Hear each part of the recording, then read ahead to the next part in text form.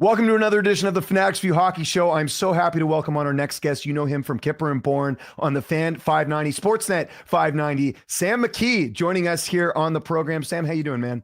I'm doing well, man. Really nice to talk to you, James. Been a while. We used to do some work back in the days. You were doing some UFC stuff, have you on the Fan at night, and now we're both you're still doing the UFC thing. We're doing a bunch of different stuff now. So been around a while. Been cool. It's cool. Yeah, it's cool to get you back on. And I got to be honest, man, I love the show with Kyper Bourne. I know you've been doing that for a little while now. We'll start there first because, you know, it's one of the most popular shows right now in Canada. How much fun has that been? Because I know you're incorporated with the show. You get to work with Kyper and Bourne. Like that's got to be a real cool thing for you to do Monday to Friday on the Fan. It's honestly a wild ride that, you know, every day it's like I get to do it. It's pretty crazy. So I'm really blessed. And I will say that those two guys, you know, we've been working together for, I think this is our 4th year of our show. So next year will be 5 years, which is crazy how fast time flies in this industry. It's just like every day, it just feels so fast. But both those guys are just fabulous dudes who we get along great. And over the 4 years, I think we've probably gotten into 1 or 2 disagreements total. Like it's just, we really, really genuinely love each other. And I think that comes across. So we're really lucky to have found each other in that way. And yeah, it's just a blast going to work every day. Now we're down to an hour. We're 3 to 4 Eastern every day now that my beloved Leafers are out of the playoffs. Right, so we're down to doing a more national focus show, focus on the Oilers, focus on the Panthers, which are seeming like they're on a collision course. But yeah, man, it's been unreal. And I'm just really, really happy I get to do it. I love doing Leafs talk after the games too. That's a passionate fan base of people. That one's a little more muddy. That one's after big playoff games. It's casual though. I like it. You know, it's good. And plus, you know, I always say this too. A lot of people do this in the UFC is they'll go live right after an event happens. People want to talk about it. I mean, YouTube has now become the new call-in show, right? Yeah. Like back in the day when you'd call in to the radio station. And boy, the next day I wake up after, you know, I'm a diehard Leaf fan. Like I love the Leafs. It's like the main reason I do this. It's the main reason I'm in it is because I truly do love the team. And boy, after some of those Leafs talks in the playoffs, I wake up the next morning and be like, what did you say last night? You idiot. Like like a crushing playoff game ends and then the camera turns on and I'm like, oh, I got to like kind of be a professional here. And it's just, it never works. So yeah, for sure. Just quickly before we move on, I got to work a little bit with Kyprios before he was with your show, actually. Worked at a company called Line Movement. I was doing social clips for his show back in the day. Couldn't have been a nicer guy. So, you know, I know Kyprios off camera and on camera is about the same thing. So that's doesn't surprise me. You guys have really good chemistry. Is that in between his his firing and then being brought back when he did it was in between there. Yeah. So me and actually, I don't know if you know, Stephen Ellis, he used to work does work for Daily Faceoff. So him and I actually worked on that show a little bit behind the scenes. So it was a lot of fun, but let's start first. Actually, we're going to talk a lot of Leafs, obviously, but the Eastern Conference Finals, Western Conference Finals, this morning we find out Zach Hyman out for the Oilers, but the Oilers are looking unstoppable right now anyways. Doesn't seem to be an issue. Just what have you made of, first off, the West Final with Dallas getting that first game, but it's been all Edmonton since then, and Stuart Skinner standing on his head here. It's been, I mean, the Oilers have been the best team in the series except one period, right? Like that third period in game 1 where they took a couple stupid penalties, they scored the power play goals, and it's just like, outside of that, it's been all Oilers. And I think game 3, the Stars will look back on, and the final was, I think it was 5-1 or 6-1, the final in game 3. But, you know, if you're going up against the Oilers and Stu Skinner is going to stand on his head, what chance do you have? Like your real hope against them is that one of their goalies is kind of stinky. And if he plays great, and he did play great in that game 3, he was better. He was okay last night, but I thought the Oilers were it was a comprehensive victory from the start. I do think that like they are pretty unbeatable if you're going to get good Stu Skinner. So I think the Dallas Stars will look back on it with a lot of regret, but losing Hyman sucks. Like, you know, there's a lot of schadenfreude from Leaf fans because of all the former Leafs that are on the Oilers, right? Kapanen, Brown, Hyman. You know, everybody wishes that they had got McDavid in that lottery back in whatever year that was, 2015, I think. That's right, yeah. But like, I really love Zach Hyman, and I really root for Zach Hyman. And I was a huge fan of his when he was here in Toronto, and I was a huge fan of his in like just the way he's changed his game and stayed in shape and changed the way that like the role that he's built himself into. They can get through Dallas without Zach Hyman, but going into a final potentially against the Florida Panthers without Zach Hyman, to me, is a monster blow. Like you just think about, I think I saw something like he has like 100 and something hits already. Like I don't know what the actual stat was. It got sent to me, but like his physicality is a huge factor for the Oilers. He's been their biggest hitter by far. And going up against that Cats team, I don't know. We'll see what happens once they get there, but Zach Hyman's a big time blow for them. And love when you guys have Steve Valiquette on your show. I was listening yesterday talking about the goaltending. Oh, the goaltending. Like, I'm a stats guy. I love, even in MMA, I love like sort of digging into the, the deeper stats and all that. But just how interesting is that? Because he basically said that Ottinger's actually had, like, if you look at the overall playoffs, his numbers are better, but Stuart Skinner's has been sort of average. Obviously, he's elevated his game in this series, but I found that so interesting because, like, here's Edmonton getting really good goaltending, but the stats overall don't really reflect that, which is kind of cool. So if you guys don't have a chance, every Tuesday, right, he's usually on with you guys. Yeah. So Zach Hyman finished the playoffs this year with 111 hits. Just so 111. Oh, nice. Okay, yeah, get the record straight. And his career high for an entire season is 117. So, like, talk about, really leaving it all out there. But yeah, so that's a tough one. Yeah, and Valley, I mean, there's a couple times where Valley's talking, I'm like, oh, what was that one? But like every so often he hits us. We have him on every Tuesday. He's our favorite guest. He's one of the best guys ever. He texts me about the Leafs all the time. We're really tight. But like, he is really dialed in with the goalie stuff. I don't know if you heard him talking about Frederick Anderson, and he's like that he just wants it to be over, and like he doesn't blame. And I was like, where else would you get that? I love that guy. Yeah. But yeah, Ottinger's numbers, the Oilers just kind of seem to own him. Like he's really good in the first two rounds of the playoffs the last couple of years. But I saw his numbers against the Oilers. I think he's now 5-10 in the conference finals, or maybe just the conference finals, 5-10, 880 save percentage. So his game really takes a dive. So they clearly need great goaltending to beat the Oilers. Anybody needs great goaltending to beat the Edmonton Oilers. And if you're going to get way below average, you really don't have much of a chance. And that's what you see here now with the Oilers up 3-1 in the series. If it's going to go how we think it is, where Edmonton is going to advance, do you think there'll be changes in Dallas? I was hearing yesterday some rumblings, Pete DeBoer, is his job be in jeopardy here. Do you think there will be any changes, like major changes with Dallas, if they do end up getting eliminated here, especially in 5? They could be they could make some changes. Like, Pete DeBoer is clearly a great coach. It's just that record in game 7s, but never have won the cup, is one of the great anomalies in all of sports. What is it, 10-0 or 11-0 in game 7s that he is? It's crazy. Like, that's definitely one of those ones where it's a change of scenery one. Like, oh, you got to get a new guy in there, and then immediately hired by another team. Pete DeBoer, one of those guys where it's just, he's a short shelf life guy, 3-4 years, really kind of lights a fire. But I've always really liked him as a coach. I would be surprised. The nice thing about being in Dallas, and like, this being in a major market there, it's like, they lose and it's not in like the front page news conversation. And no taxes too, right? They're another no tax state. But like, it's just everybody, there's not the huge conversations. There needs to be sweeping changes. Like, they lose, they talk about it for one day on whatever sports talk radio show there. And it's like, well, back to the Cowboys.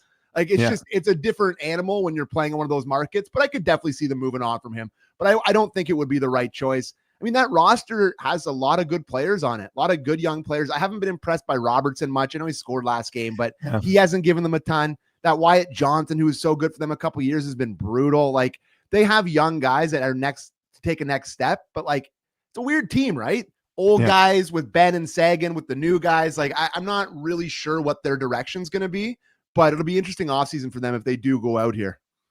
And it looks like Florida, again, same thing, going to be making the final. Carolina did put up a fight and win that game last game. I think it's just a matter of time. I mean, it's so weird because Carolina is such a good regular season team, but, we saw the stat, what was it, 14 straight losses or 15, I guess. And then, they end up winning the last game. But what do you make of Carolina? Because, sort of, I heard Elliot Friedman talk about how, Brind'Amour is kind of Carolina's identity, right? Like, I don't think his job's in jeopardy, but also they can't seem to get over the hump. What do you think Carolina does if it is the beginning of the end from here? That's a tough one. Like, that's why I'm always so hesitant in any sport to hire like one of the team's all-time great players as like a coach or manager. Like, that's a good point. Yeah. Well, like, look at what the Flyers just did with Rick Tocchet, right? Like, Rick Tocchet is Mr. Flyer, Flyers Hall of Famer, tough, score, like whatever you want. He is one of the first names that comes to mind when you think of the Flyers in that era. And now he's the head coach, and like, it kind of is a weird relationship if it starts to go bad, and like, you have to fire a legend. Like, I'm a kind of a soccer guy. Like, I'm a Chelsea fan. Chelsea hires Frank Lampard as manager, and like, he's one of the team's all-time greatest players. And then it starts to go sour, and then you have this weird relationship where you have their fans hating on a legend. So it's always tough for me with those guys. But like, Rod Brind'Amour gets success. He gets them to the conference final every year. It's just he's running into these really good teams. So I don't know. That's a really hard one. And I don't know, with that owner seems like a bit of a meddler, and like the comments that Tulski had about how he was like a big time exaggerator. Remember that this year? Yeah. Like, I saw that. Yeah. Rod loves to exaggerate. Just as a weird team, weird dynamic. Like whenever I watch that team, James, it's like every player outside of Brent Burns and Jordan Staal looks like the same player to me. Like it's just like all these fast little guys that like fly around, and it doesn't seem like it works once it gets to playing against these like teams like Florida, teams like the Rangers have given. Like it's a tough matchup for them playing against these bigger teams. So we'll see, but I would be surprised if they moved on from Rod the Bod. Yeah, and they're going to have cap space. They got picks, obviously, with the trade for Mikko Rantanen. So we'll see if they're able to utilize that. I just think Florida plays their style better, and that's what's been their kryptonite, I think, at the end of the day. Florida's just so good, man. And they are, like, I know we're going to talk about the Leafs here in a little bit, but like that's what the whole, a lot of people talk to me about Leafs, buddy. Like I'm in a softball league. I play golf all the time. I play hockey. Like all anyone wants to talk about is the Leafs. And it's just like there's this little murmuring of like, oh, maybe the Leafs aren't so bad. Maybe we should consider like the run it back. Like it's like, because Florida is so damn good. They're just so good, and they can beat you any way you want. They can play a high scoring game, low scoring game, tough game. They don't have to get in there. Like they've got the best coach in the league. They're just really, really tough. And if it's a final again, like Edmonton and Florida, I got to tell you, bud, I think I might pick Florida again. I just think they're really, really good. They have a perfect mix of guys. They did their little cheater move to get under the cap. Kachuk wasn't hurt. He could have played. They held him out. They get Marchand. They get Seth Jones. So I just think they're going to be really tough to beat. Yeah, and that you kind of took my next question. Well, it kind of ties into my next question a little bit too. So, you know this better than me. I follow the Leafs a lot. I used to live in Toronto. My son's from Toronto. He's born in Toronto. Like, I had a lot of Leaf friends as well. Mm-hmm. Do you think the kind of like on the outside looking in, the world's, melting down after them losing to Florida and everything like that. But with the way Florida's been playing, has there been any change in temperature in Toronto in terms of the disappointment this year because of how good Florida is? I think there's been a bit of a murmur of it, but quite frankly, bud, like those game 5 and game 7s told me everything I need to know. Like those are two of the biggest games. Like not to do it once is bad, right? Like once it was like, oh my God, after I watched that game 5, I just, I talked about a fork in the road and wanted to stick the fork in my eye so I never have to watch this core play a big game again. That was one of my comments after the game, Leaf talk, that a little bit too passionate. Anyways, it's just to do it twice in the like two of the biggest games, like those two games, game 5, biggest game of the core four's careers. And then to lay egg and to get another chance in game 7 to have the biggest game of your career and just, crap your pants again. Those two games are so telling for where it's at. And listen, it's not all Mitch Mariner's fault. It's not all John Tavares' fault, but there's something here. It's clearly not a good mix, and the chemistry's not right. And it feels like it needs the snow globe. Like you just got to shake it up and have a different look and see what's going on. But listen, there's a world to me where we're all surprised by Marner, where Marner ends up staying or they sign him to like, there is that world to me, but I would be very surprised. And as good as Florida's playing, you have to kind of put the blinders on and be like, a change is needed no matter what. That's where I'm at on it. Yeah, I agree. I think this, they keep running it back. It's the same sort of results, regardless of anything that's happened here. Now, my next question, and I know you get asked this all the time, but got to hear it on here. Where do you think he ends up going? Because, a lot of people, I've heard some different teams in the mix now. Like I've heard Vegas potentially interested. I hear people say Carolina, but if you're looking at Marner in the playoffs, that's not really what they need at this point, I don't think. Like Marner seems like a guy that you would sign to get you in the playoffs, like an Anaheim or Chicago. Where do you see him ending up? A good team, no pressure. Yeah. So I think Vegas, like you mentioned, is and they're cutthroat. They'll do some chicanery. Look at Marc-Andre Fleury, right? They'll do some cutthroat stuff with Mark Stone. I could picture it. Like there's some guys on that team where it's like you just got to be looking over your shoulder at all times. I could see him going there. Colorado's always made sense to me. McKinnon, like I'm not sure what their cap picture is, but they don't have the Rantanen money next year, and they only have Natchez, I think, makes 6 something. So I think they'll have some cap space. I could picture there because Nathan McKinnon seems to like him and he's more of a second fiddle to that guy. There's the revenge angles, right? Where if he really does not like Toronto, there's Boston has a ton of cap space. The Habs would have cap space. I could picture those kind of things if he wants like a revenge. But to me, it's a low pressure American franchise. So Vegas to me makes the most sense.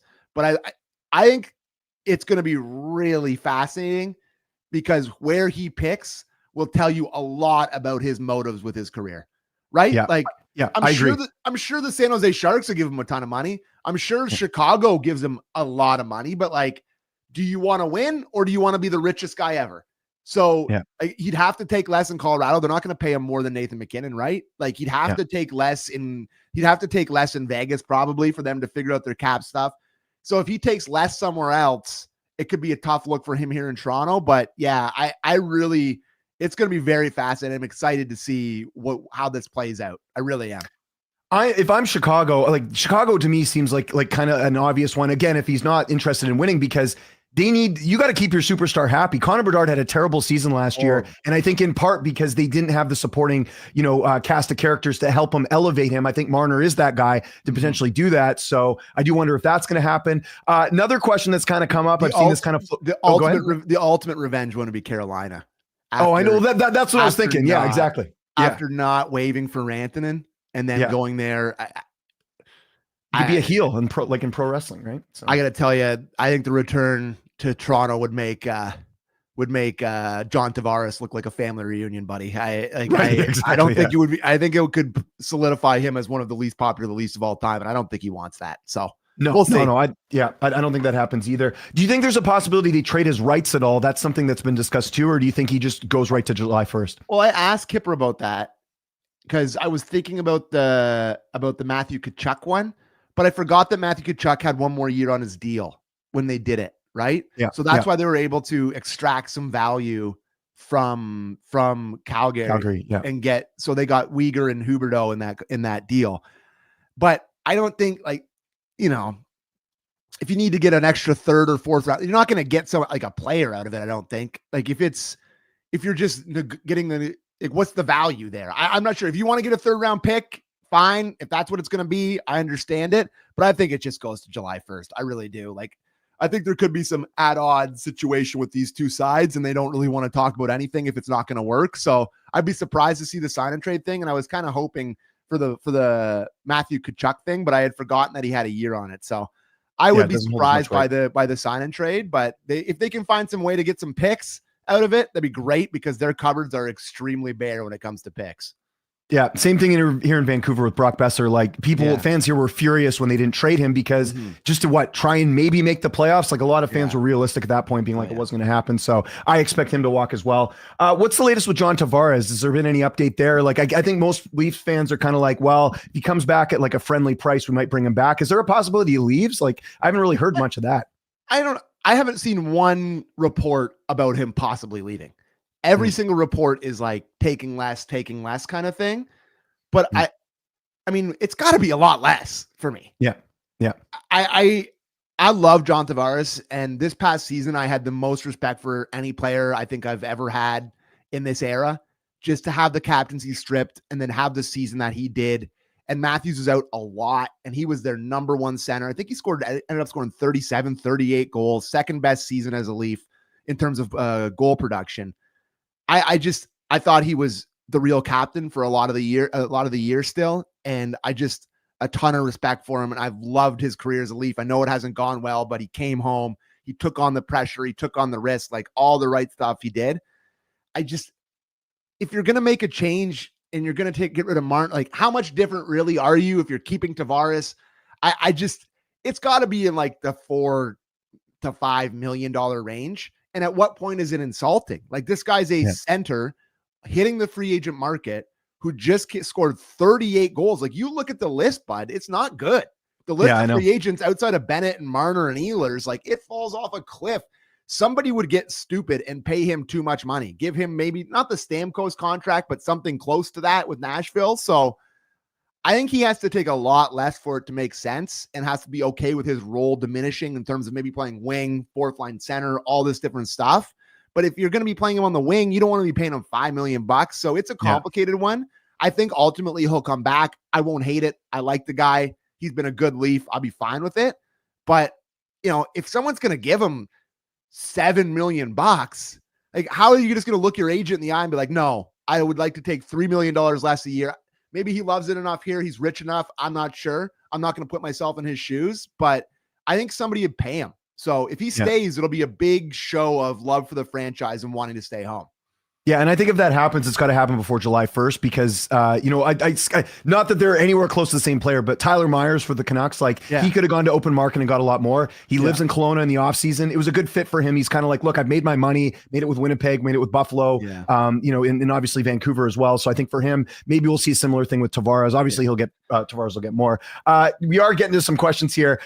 Donnie saying the Sharks should offer sheet Nyes. What's the latest on Nyes? Obviously an RFA and a big contributor to the Leafs this year. Yeah, I love this kid, man. Holy, I love this kid. He's got the jam. He just, you know, a lot of the complaints about the Leafs core has been just sort of their wiltiness in big moments and their inability to face it with the media.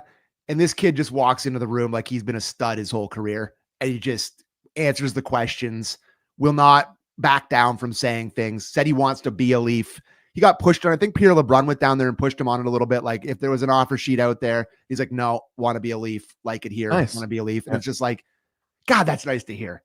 It's really nice to hear after all the years of just other stuff that's happened here in the contract negotiations. So somebody may offer sheet him, but the thing is, the thing everyone forgets about offer sheets is the other player has to agree to it. Matthew Nyes has to be like, yes, I would potentially end up with the San Jose Sharks and leave Toronto. Yes, I would do that. Like, that's the thing. Like the Oilers got rinsed last year by it when Doug Armstrong did it to them. But those guys were willing to sign, and I'm sure the agent's in his ear a little bit, whatever. But at the end of the day, if he wants to be a Leaf, they're going to get something done. They're going to get something done, and they're going to figure it out. Like, I really have no worries about it. And he's a huge part of this team going forward. He is young. I think he's 21 or 22. Like, he is a kid. Yeah. You know how much better he's going to get? Like, I would be willing to give him like the long-term one, like the max year, you know, what would it be? 8 million, 8 times 8 times 8.5, the cap going up the way he's going to turn into a player. So I have no worries about Matthew Nyes staying in Toronto or getting offer sheeted. I really don't.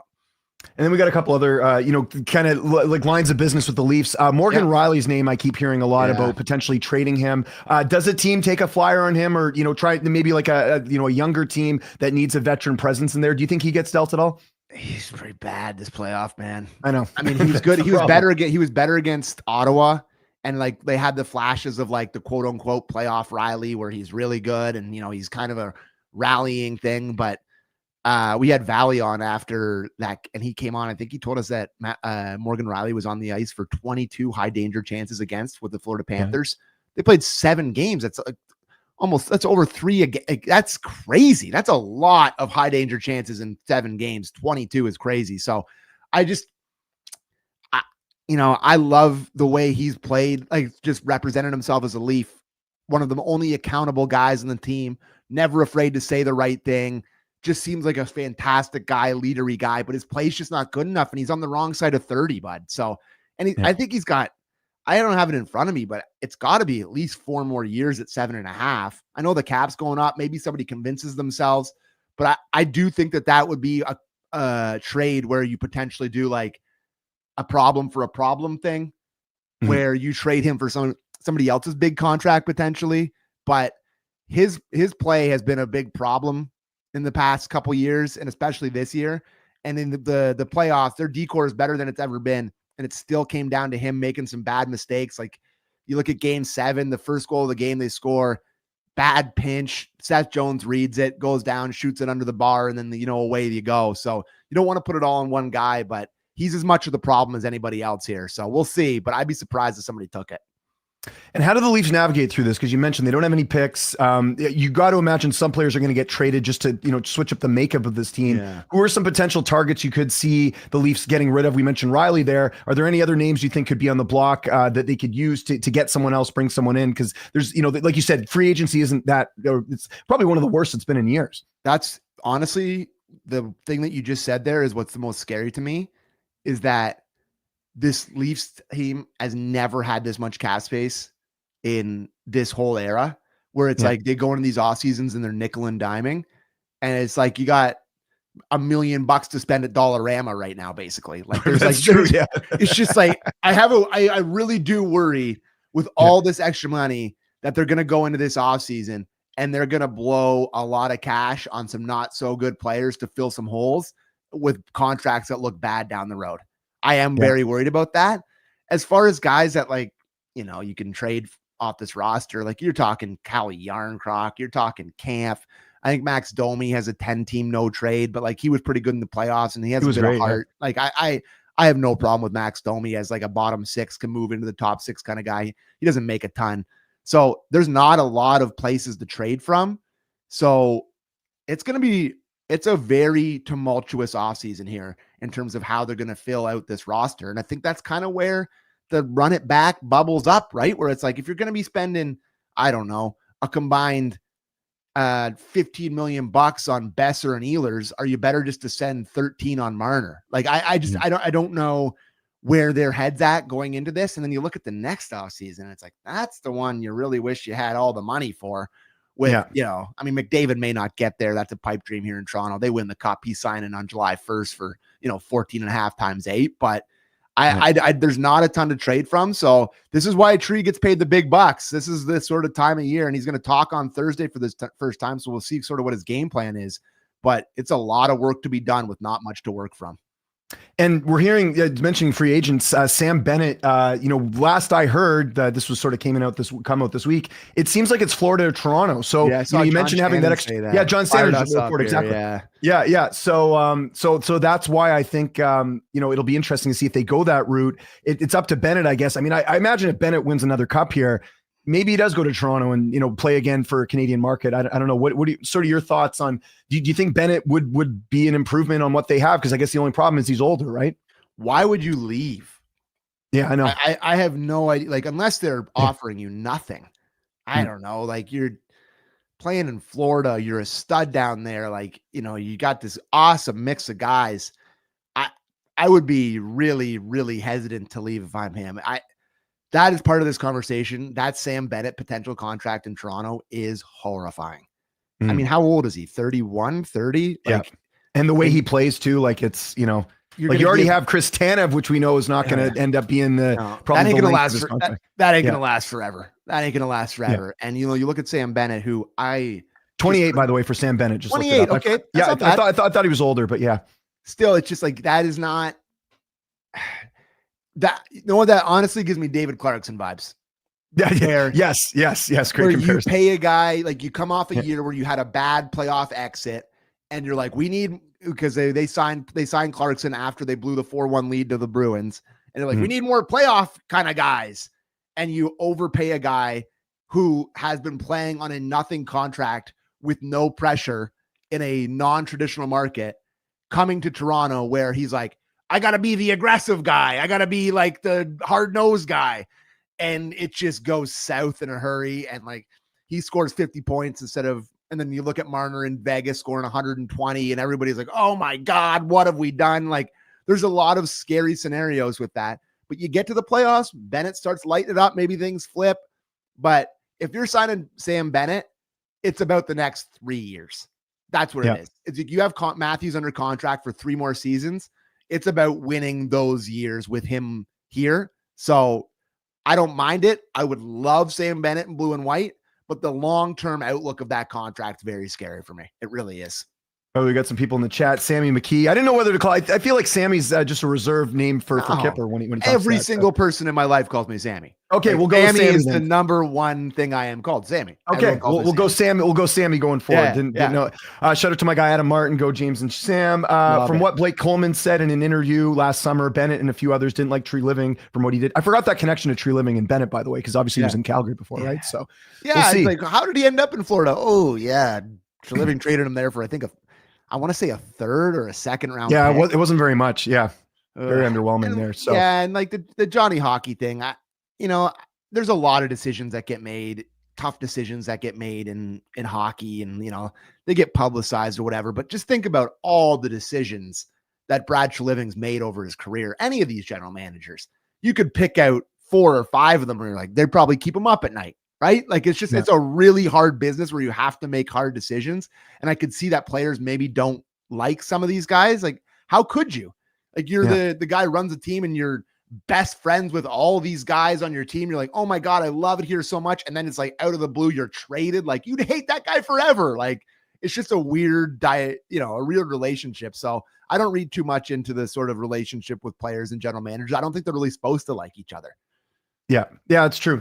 Get some questions in here to Sammy just before we're heading out here. What about the Leafs president? That's something I don't think that's being talked about enough. Obviously, Brendan Shanahan not back. They're kind of doing the Canucks thing. Remember, the Canucks hired Bruce Boudreau, and then they hired Rutherford, and it was a whole. I mean, nothing will be as bad as that, but how do you see Bruce? This? There it is, buddy. I mean, it was Bruce Mania here was great, by the way. It was probably one of the few positives of being a Canucks fan. And then they, of course, Rutherford, I like the job Rutherford's done. A lot of fans here don't like it. I don't maybe like his bluntness and the way PR wise, it's been one of the worst Canucks, management groups in a while, but it's, no dull moments in the media, but bit of a circus there this year. It was, to say the least, right? And then you got Tocchet leaving and the world's burning down and they got to do a rebuild. And then, Rutherford openly admits that Hughes wants to leave. And now players apparently, according to Elliot, he was on Donnie and Dolly this week saying, well, now players are looking at that and going, I don't want to sign in Vancouver. Quinn Hughes isn't going to stay around. So it's an absolute dumpster fire. Fun. So listen, from one market to another, I'm sure we can agree, it's very high stakes here this offseason, right? Yes, so absolutely. But getting back to the president, is there any names you're hearing? I don't even know who would be a fit or who could be available as far as a president, because it's a pretty big position for such a major team like Toronto Maple Leafs. Yeah, man, that's a high eyeball, high risk, high stress job that I'm not sure I would want. There's competitive guys all over hockey that think they're the smartest guy, that think they have the ideas, that think they could get it done. I totally understand that. But I see Pelly talking up there and he's talking about the Ryder Cup. And I'm like, oh my God, maybe we should have kept Shanny. Yeah, exactly. There's definitely, you don't know what you have until it's gone situation here. But the fatal flaw was the sticking with the core four thing and seeing it out and trying to keep it work and having it not work. I understand why they let him go. But Pelly says they're not going to hire a president for now, and it's going to be Treliving that's making all the decisions. So he's a level-headed guy. I'm not afraid of Treliving having all the power. I'm really not. But I don't know. I think at some point, all these teams have presidents now, right? You think of all the teams, go to Montreal, it's Gorton and Hughes. You think of Vegas, is it McPhee and Kelly McCrimmon still? Sakic is the president now. Is it McFarland that's the general manager there? I'm getting all these mixed up. No, you're right. You're right on all those. Through my mind. Yeah. But it's just, it feels like if you're going to have the most important, biggest, aren't they worth the most according to Forbes team, you'd probably want a president. It feels like that's something that you should probably have that title. Is this a cost-cutting measure? I have no idea what the thought is. They don't want to rush the decision. So I'm sure over the next year, we'll find out that they're going to hire a president, but I have truly no idea who it would be. They have to have a connection to the team, a connection to the city. It has to be something like that. It can't be just somebody from out of market, I don't think. So it's a really I saw my buddies are like, they should hire Wendell. They should hire Doug Gilmore. I'm like, why would those guys? Why the hell would those guys want to do that? They're at least alumni. They get, they get a nice job. They get a nice ticket to just be themselves, go to games, go to events. The president of the Leafs. Oh, what a hard job. So I don't know. I have no idea who it'll be, but it feels like they need a connection to Toronto. Well, I think also it's going to be a potential problem because, again, the president, in Vancouver, it made sense what they did where they got Rutherford and then they brought in kind of his protege, Patrick Alvin, who was in Pittsburgh, who he worked with before. That makes sense. But you got a president coming in and you're Brad Treliving. You just got this job not that long ago. I know Pelly says he's safe, but I mean, you're bringing in a president that's got to feel a bit weird, right? So to me, I could see that definitely being a potential problem here. Just last thing before we go, what do you think in terms of the activity that we're going to have? Because John Shannon yesterday was talking about how, a lot of stuff he thinks will happen at the draft because it's remote this year as opposed to free agency. Do you see the same thing happening here? Or do you think a lot of stuff will happen in the summer? Well, this is the first year with a cap spike, right? Yeah. So I do think it's going to be a pretty interesting offseason, even trade wise, because teams are looking to, free up cap space or, to try to get to whatever floor, the new floor that it's going to be. So I do think there's going to be some trades and stuff. as far as the draft goes, I just think it's such a joke that it's remote. I can't believe they did that. Like, it's just was one of the great things about the, I love watching the draft and having it be remote. It's like, what is this, COVID? Like, what are we doing here? Like, this is so stupid. It's like, oh, you don't get to be in your war room. It's like, well, just get a table set up. Like, what are we doing here? Anyways, but I always love, there's always a lot of activity around there. I don't think this year will be any different, but I do think a lot of the sort of the cap spike will add to a lot of different sort of people getting traded and like, just a lot more activity to me is how I would see it going. Yeah, I think it's terrible. And I got to go to the draft last year. It just so happened I was covering a UFC event in Vegas at the same time the draft was going on at the Sphere.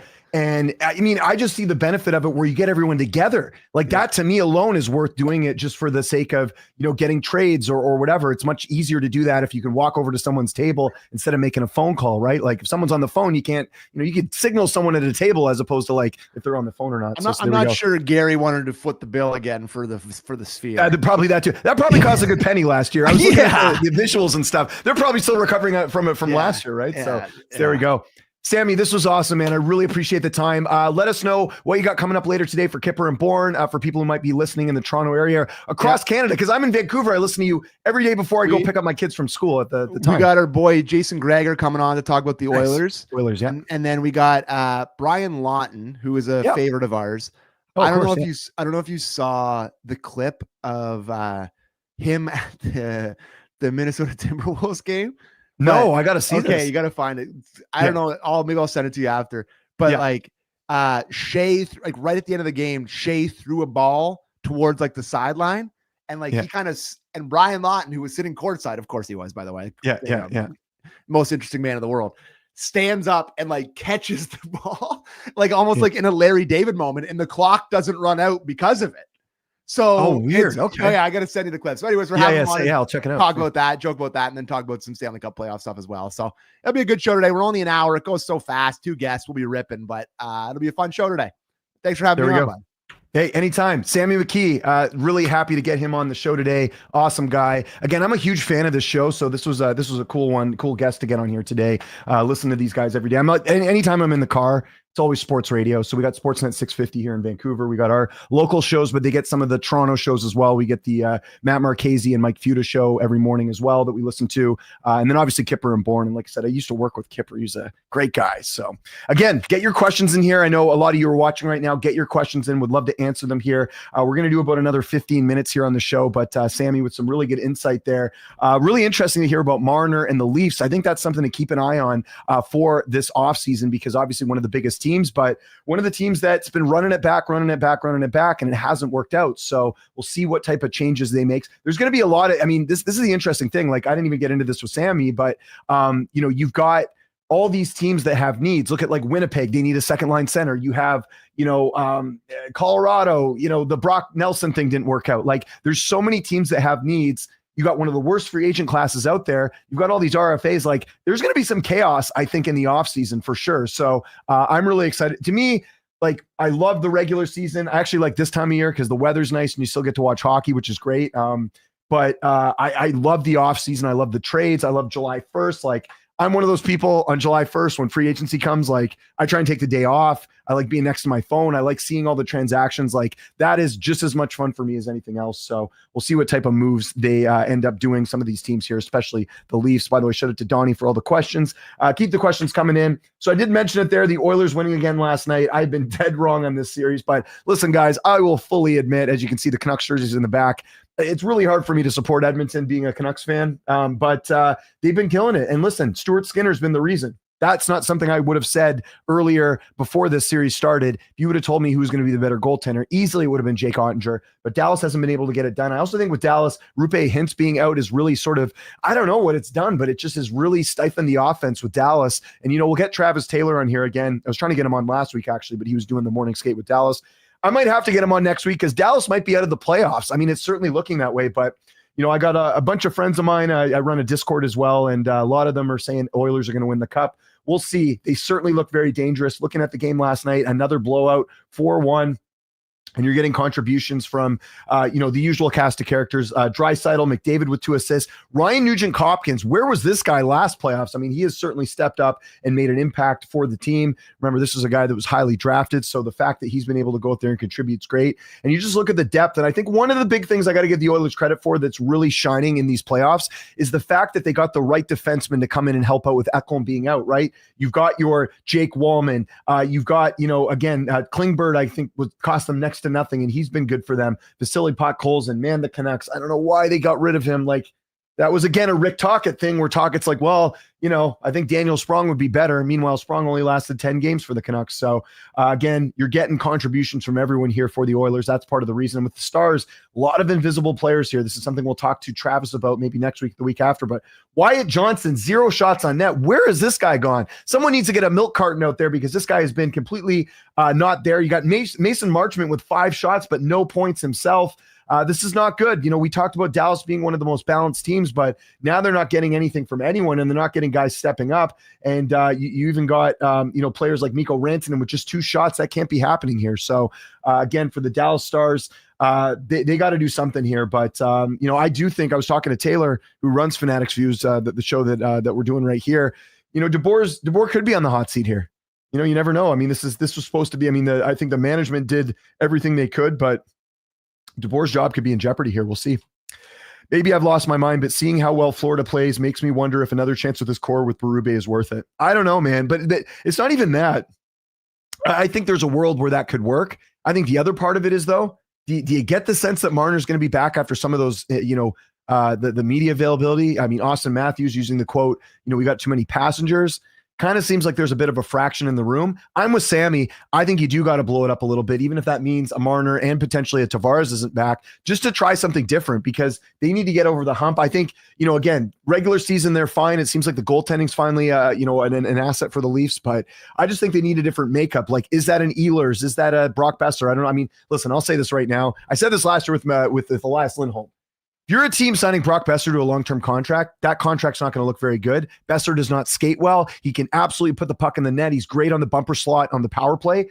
But other than that, I don't think he's worth a long-term deal. Someone will give it to him just because we're talking about one of the weakest free agent classes we've had in a while. But I would stay far away from Brock Besser. I like Besser as a player, by the way. I think he's a great locker room guy. He's beloved in Vancouver. I do not think he's back with the Canucks, and I don't think the Canucks should bring him back just because they need to switch things up a little bit. But we'll see what the Leafs end up doing there. I really think Edmonton's this year to pull out a Game 7 win against Florida. This could certainly happen. I mean, Edmonton does look very dominant compared to last year.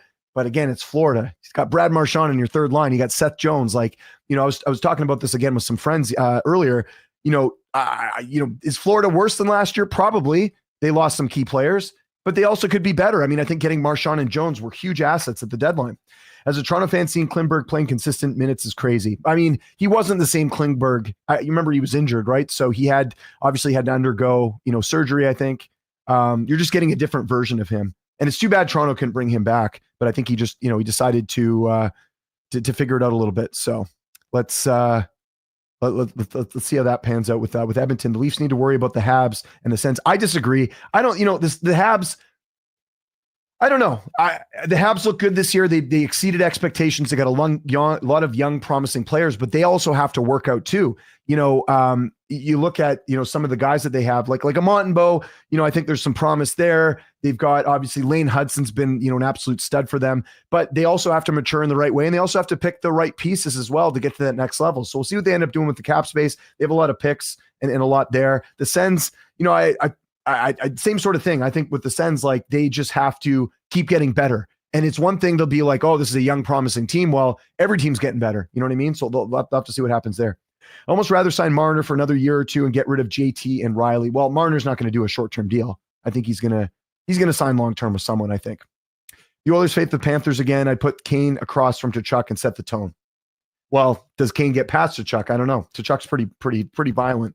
We'll have to see there. So speaking of the Panthers, let's talk quickly about that game going down today, 5:00. Panthers, Hurricanes. Can the Panthers put it away? They didn't play very well last game. You look here kind of at the shot totals. The Hurricanes, not that busy. You got to get more than 20 shots, and that's certainly not going to help. And you also need some more contributions here. Like, look at the stat line, nothing. You got to get more contributions here. So Florida's got to step it up. We'll see what Paul Maurice is able to do. I know he wasn't happy about some of the calls in the game. And conversely for Carolina, it does give them a bit of hope, but man, it's going to be tough here. I will say this though, Carolina wins this. We've got ourselves a series, but it's going to be easier said than done because again, Panthers are very dangerous. So we'll see what happens there. Do we have betting odds for the game tonight? That's something I would have a quick look at here. Always got to look at the betting odds. I would imagine Florida's favored with it being in Florida, right? Sorry, it's in Carolina. My bad. Forgot about that. So let's have a look at the betting lines. Curious to see this as my browser is going super slow right now. Keep the questions coming, everyone, while we're waiting for this. Let me know what's on your mind. Again, we'll do about another 5-10 minutes here. Going to be interesting to see, how banged up these teams are too once it gets to the finals. That's the other thing, right? We just heard about Zach Hyman. He's out for the series. So yeah, Panthers are favorites, but not by a ton. -117 on the money line right now. You'll see it there, courtesy of Bodog. I like the over here. It's set at 5.5 at plus money, but that's just because, oh, sorry, you guys can't see. I can see it though. Plus money, I'm assuming because they're expecting another low scoring game here. So we'll have to see how that goes as far as this series goes. But my prediction, I think Florida takes them out tonight. I think they're fired up. They're ready to go. We'll have to see who's playing, who's not. Keep an eye on the lineups, but certainly interested to see that. Still waiting to get some coaches, signed on. That's another thing we should talk about. I heard the latest Jay Woodcroft apparently in the running for the Penguins job. I'll be keeping kind of tabs on that and where we could see some of these coaches end up. So that's something to sort of keep in mind too. I mentioned it there. Hyman out. If you guys haven't seen the news, we'll show you here, courtesy of Daily Faceoff. So he is Zach Hyman will undergo surgery today, and his postseason is most likely over. What surgery is it? So yeah, he won't play. I mean, that'll be a blow, but yeah. So this was the hit here. We can show this a little bit. Ooh. Yeah, you can see he got clipped there. I guess it's his shoulder, right? And the hits total, like Sammy mentioned, that's certainly very interesting too. So, Zach Hyman out for the Oilers. That's going to be a tough blow. We'll see if they're able to adjust from that. There we go. Mike Vellucci expected to join the Blackhawks staff. He was linked to Vancouver, actually. Vancouver's still looking for some assistant coaches. I imagine they're going to bring in some veterans with Adam Foote not having a ton of NHL coaching experience. I'm trying to remember some names that I've been hearing, but Vellucci was fresh off helping U.S. Hockey, the first gold medal in '92. That was the World Championships. Vellucci is going to join the Blackhawks with Jeff Bishel's staff. So that's a good addition there. So that's one thing to keep in mind. Do we have any other coaching stuff going on? Not really. So yeah, we'll kind of keep tabs on that. So yeah, sucks for Hyman, I know. So we'll have to see how the Oilers adjust without one of their top guys going forward. But really, I mean, it is a two-man team here with, obviously with Draisaitl and McDavid. And again, if you're getting the good goaltending from Jeff Skinner, you're probably going to be in good shape here. So let's have a quick look. Let's have a quick look at some of the UFAs that are currently available. We like to do this every show and see who could potentially be available. I think they have an actual, this doesn't rank the best ones, but it has, actually, hold on, we'll go to Puckpedia. See if they've got it up here. Let's have a quick look at who could be available here. Actually, they do a pretty good job on here. What's the site? Sport Track, I think is how you say it. So right now you got Tavares, Marner, Ben, Backstrom, although Backstrom isn't playing. Brent Burns, I think he's probably done though. Ekblad's probably someone that's leaving, right? Because if you get Seth Jones, Ekblad's probably not going to be back. Provorov, Besser. I mean, the problem, these are all big names, but the problem is like they're all older, right? Like how many of these are going to be in future plans? Andrei Kuzmenko, I'm curious to see if anyone takes a bite on him with how well he played for LA. Yeah, don't know how this is going to unfold here. So there'll be a lot of action though as well. Oh, Keandre Miller's an RFA as well. Didn't think of that one. Jake Ottinger's an RFA this year. He's going to get paid too. That's not good for Dallas, who's already going to have to figure out some things there. So yeah, a lot of some intriguing names here, but ultimately a lot of older players here. They have the age, listed here. Some of the ages. Let's see if we can click on that. I mean, look at all these 40-year-old plus guys. Like a lot of these guys aren't going to get. Some of these guys are going to retire without a doubt, right? So We'll have to see if they end up coming back in. Okay, guys, good time to put a bow on this show. I want to say thanks again to Sammy McKee for joining us here. That was really fun getting to talk with him. I will definitely get Sammy back on maybe during the summer when we're talking more free agency stuff. We'll see about next week. I'm thinking maybe we'll get Travis back on. I don't think the Stars are going to advance, but maybe if they do, then we can get him back on anyways. But I really want to get a pulse on what's going on with the Dallas Stars as they look to be eliminated here. We'll try and get some more guests on here as well as we move forward on the Fanatics View Hockey Show.